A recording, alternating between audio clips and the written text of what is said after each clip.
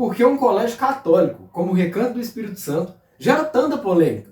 Fique comigo até o final desse vídeo e você vai entender o porquê.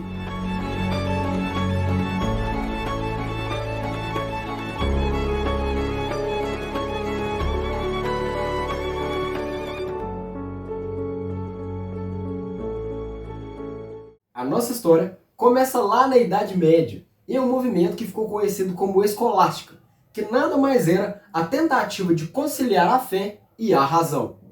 Esse movimento recebeu esse nome porque foi através dele que surgiram as primeiras universidades na Europa. A primeira delas, a Universidade de Bolonha, que surgiu por volta de 1088 d.C. Diferente do que se pensa, essas universidades não passavam somente conhecimento teológico, mas também saberes que envolvem outras áreas do conhecimento humano. Quer um exemplo? Foi na Universidade de Salamanca, onde surgiram os proto-austríacos, que seriam a base para a Revolução Marginalista, que teve como principal expoente o economista Karl Menger, que lançaria as bases para que um pensamento econômico fosse desenvolvido, e posteriormente ele ficou conhecido como Método Austríaco.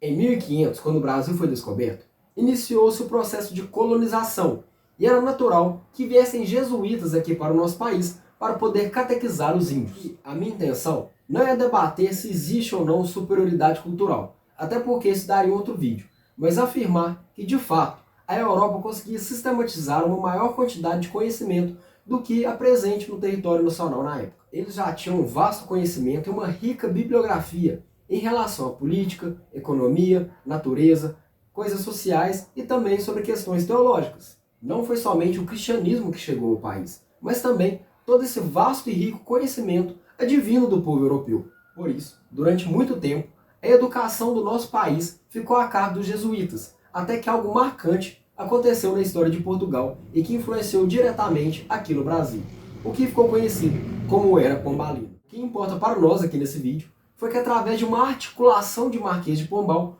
os jesuítas foram expulsos, não só de Portugal, mas também do Brasil, e todo aquele sistema educacional que estava a cargo dos jesuítas foi passado para o Estado português. Chegamos então ao século XX, onde a classe proletária começou a receber as benesses advindas do capitalismo. Por isso, algumas figuras marxistas, como Lukács e Antônio Gramsci, perceberam que não bastava simplesmente incitar o ódio do proletariado ao capitalismo para fazer a Revolução Comunista, mas que essa classe que faria a revolução precisaria ser criada. É aí então que surge o conceito de revolução cultural, que é a ideia de incutir na cabeça das pessoas um determinado padrão de comportamento para que assim seja atingida a igualdade pregada pelo marxismo. Foi aí então que surgiu aquela velha ideia: não tomem quartéis, tomem escolas. Não ataquem pessoas, ataquem as ideias delas. Essa frase pode até parecer um convite a um diálogo pacífico, mas não se engane, a ideia é ter um discurso único, que incute na sua mente o que eles querem que você pense. Chegamos então ao período militar, onde se acentuou o combate às guerrilhas comunistas, mas isso não passava de uma cortina de fumaça.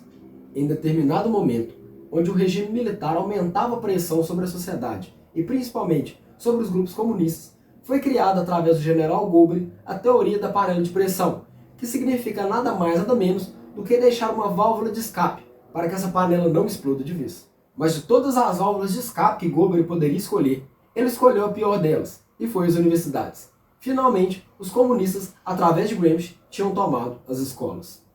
A doutrinação marxista, então, entrou de peso nas escolas e declarou guerra contra o que talvez seja o seu inimigo número 1, o cristianismo. Por isso, os militantes que são formados hoje em dia são completamente avessos aos princípios cristãos. E por isso, um colégio como o Recanto do Espírito Santo, que é um colégio confessional católico e defende valores como o da família, são tão atacados aqui na nossa cidade. É triste ver como uma ferramenta tão importante, criada e difundida pela própria igreja, tem sido usado contra a própria igreja. O que estou dizendo nesse vídeo não é que os jesuítas têm que voltar a tomar conta da educação, mas sim que o mínimo que o Colégio Recanto do Espírito Santo tem direito é de existir e difundir os princípios judaico-cristãos. Esse é o vídeo de hoje, eu vou ficando por aqui. E se você gostou desse vídeo, curte, comenta, compartilha e não se esqueça de se inscrever no canal. Eu vou ficando por aqui. Tchau, tchau.